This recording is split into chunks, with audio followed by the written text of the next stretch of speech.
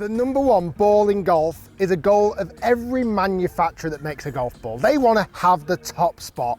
And for the last 20 years, it's unarguably been Titleist and the Pro V1. But they have had competition recently, and the competition is getting much closer. Now, there's a lot of money to be made in golf balls, millions and millions. That's why these golf manufacturers want to make a golf ball that is #1. So I've just carried out a poll on Twitter and asked, if you win a golf prize and it's a dozen golf balls, which ball would you have? And it was between the Pro V1, the TP5, the Callaway and the Srixon. Now the results are in, and in top spot, kind of expected it, the Pro V1 with 53% of the votes. The Callaway and the Srixon were low down on the voting with 9% and 13%. But there was a golf ball that killed the Srixon and the Callaway, but was only half as many votes as the Pro V1. And it's this, the TaylorMade TP5. Why is it not as popular as the Pro V1? Think about it. You've got some of the best athletes in the world using this golf ball. They've spent millions on marketing. Is it the fact that the performance isn't as good? Is it not as soft when you putt? Is it not as spinny around the green? Is it not as durable? Is it not as long off the tee as a Pro V1? Now, TaylorMade and this golf ball must be doing something right, because as I mentioned, it's killing the Srixon and the Callaway, but it's just nowhere near the popularity of a Pro V1. We're going to find out in this video, why is that the case? Is it performance, or is it simply marketing?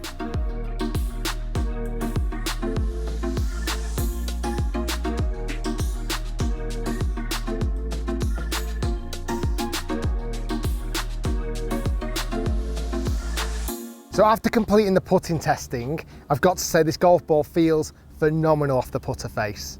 Big fan. To feel, it gets a huge tick.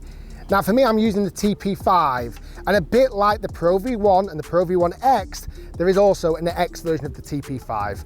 Now, interestingly, certainly here in the UK, a dozen TP5s is roughly £3 to £6 cheaper than a Pro V1.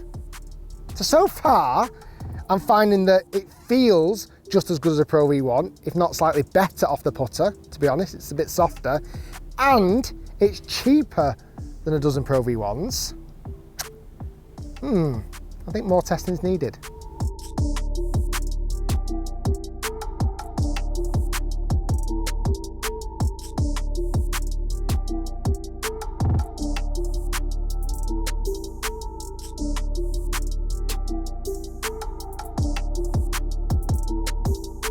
Yeah, that was a little bit pacey, that one, but overall, chipping, I'm impressed with. Again, the feel off the wedge is good.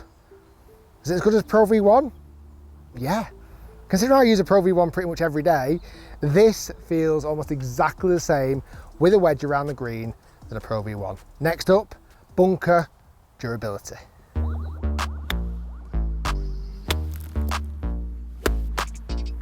Now, as I mentioned at the start of the video, a lot of manufacturers are trying to compete with the Pro V1.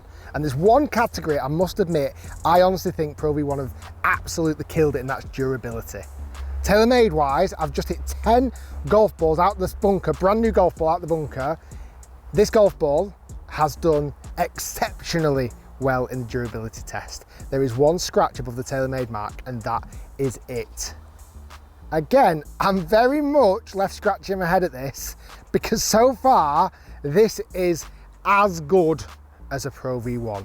The next challenge, does this bad boy spin like crazy?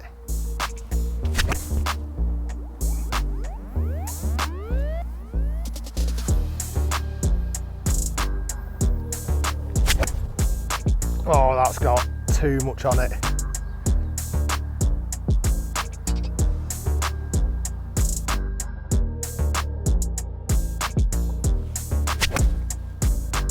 Ah.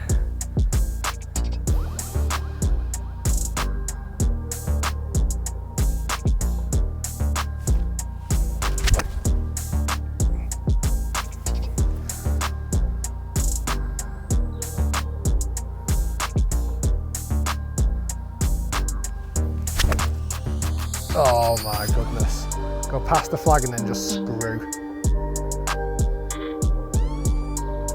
This golf ball has passed every test so far. From the green, chipping around the green, spin shots, durability, the works. It is just as good as a Pro V1. Now, a real test off the tee. With this being a 5-layered golf ball, is it going to react better when I'm hitting driver? Let's find out. But first, we need to find out what's inside on these TP5s. And then inside, there we go. There's your 5 layers.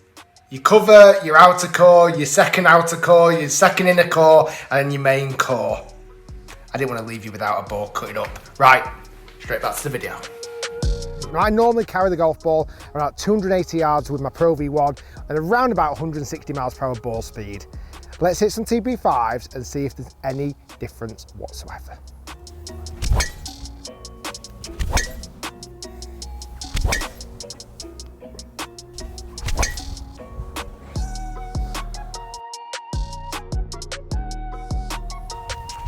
So I've just hit a load of golf shots with the TP5 and driver, and the numbers were almost exactly the same what I'd see from Pro V1. 279 carry on average, just under 160 miles per hour ball speed, and the spin rate was around about 2,100. The flights were solid, straight, good hits. So it goes back to my original question and that poll that I put on Twitter. Why still is the Pro V1 so well regarded? Why is it so popular? Well, I've got a couple of theories. For me, it's no accident. Pro V1 has been around for 20 plus years now. I think it was 2000, the first ever Pro V1. It's got heritage, it's got background. They've stayed with the same name. They've gone with the same color theme. It is known worldwide as being the greatest golf ball ever made. Now, companies that are trying to challenge that are a little bit behind. You know, we look at TaylorMade, and the first version came out 4 years ago, this TP5, and yes, it's a bloody good golf ball. It's really good actually, but it's got a long way to go to convert people maybe to switch from Pro V1. And why is that? You know what I think, genuinely? I think TaylorMade spent too much time messing about, experimenting with too many different types of golf balls. Like Lethal, Tour Preferred, Penta, that's just to name a few.